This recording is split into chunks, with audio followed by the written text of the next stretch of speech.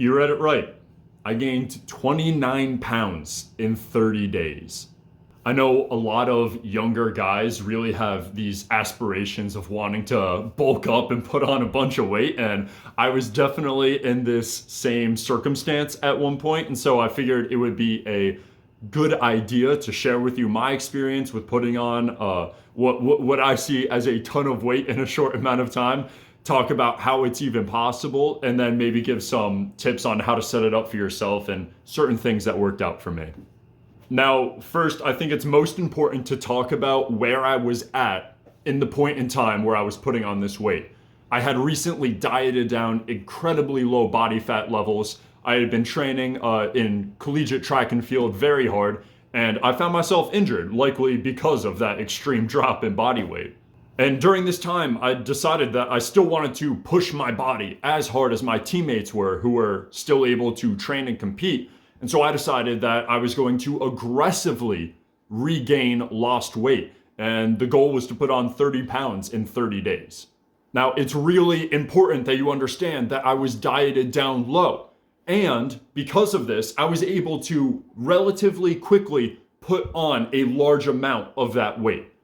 In the first 9 days, I was up 16 pounds. And I believe a very large percentage of that came from glycogen, which is stored carbohydrate in your muscle. Think of it as filling up a tank that's already there. I'm not building new tanks for storages.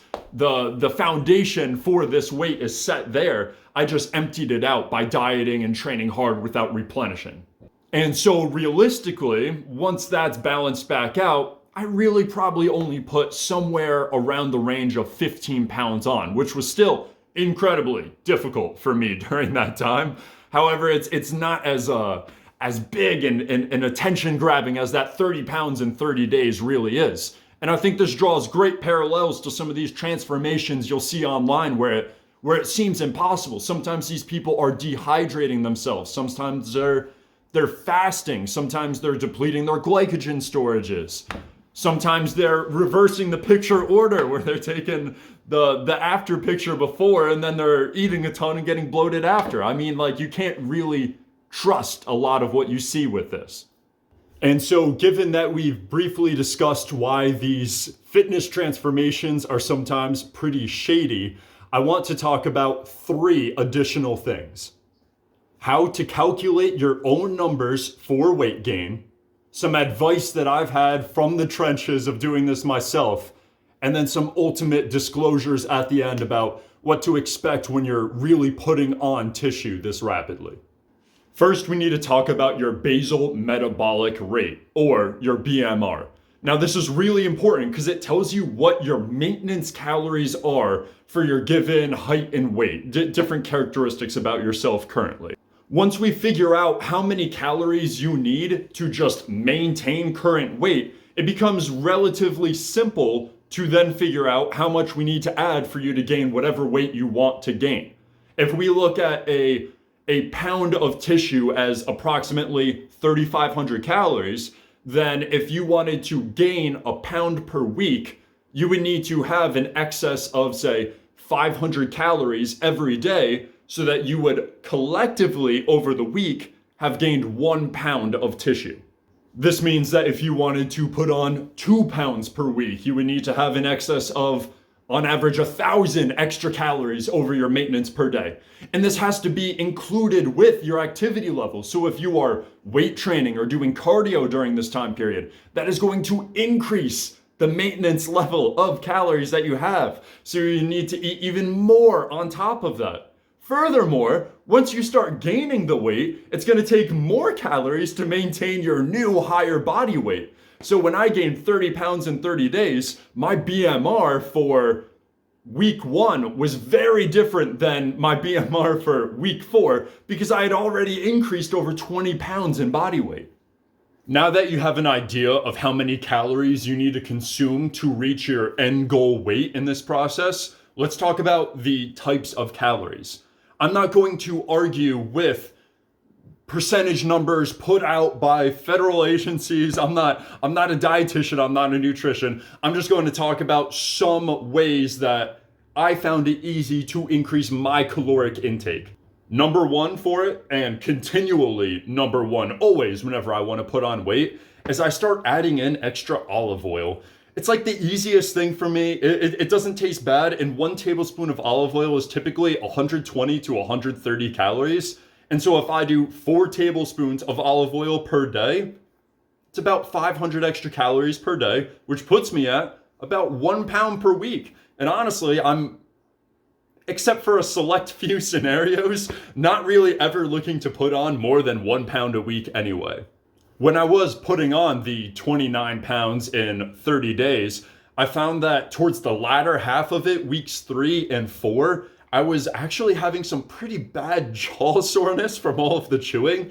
And so I ended up switching a way higher percentage of my calories into blended shakes form. I remember putting tons of like oats into my shakes to get my carbohydrates in that way, rather than actually having to chew and digest everything that way.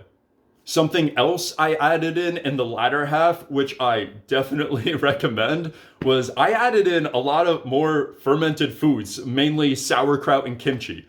And now, while I won't argue whether it's the probiotic effect of these foods that helped me digestively, or if it was just simply the increased fiber content of my diet, but I will tell you, when you're putting on that much weight that rapidly, I would have definitely recommended starting with a higher ferment or fiber content in the diet from the start.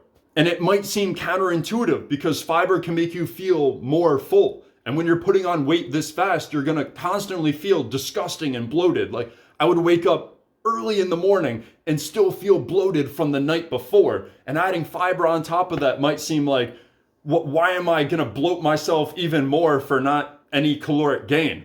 And I will just say it really helps along the digestive process, and eating is only really half the battle of mentally getting through putting on that much weight. Additionally, if you are adding in things like olive oil with very high fat content, do your best to stagger that away from training periods. I always try to have my quicker digesting foods such as like oats or honey, or even like pancakes with syrup, things that are going to metabolize way faster for me because they have this higher simple sugar concentration before my workouts. That way I didn't feel as disgusting while training, and I would get my higher fat content meals in at other points throughout the day instead. Finally, I just want to ultimately disclose the fact that putting on weight this fast will result in a lower quality of the tissue. If you're trying to put on a lot of tissue like this, understand that it's not going to be straight muscle. You can't do that even with exogenous help through steroids or hormones. There are always going to be implications to putting on or losing weight. I'm not going to act like I can cover all of that in a short video. Hormones are just the tip of the iceberg involved in this. But the core information always stays the same, where when you understand how much you're consuming, how much you're burning off through caloric expenditure, you can much more easily figure out how to get closer to your goal. And if the goal is to aggressively gain weight, understand that there's certain things that can make the process easier or harder, and understand that the quality of the weight is somewhat reflected in the amount of time taken to gain or lose it. Thanks for watching the video, and good luck with any of your weight gain adventures.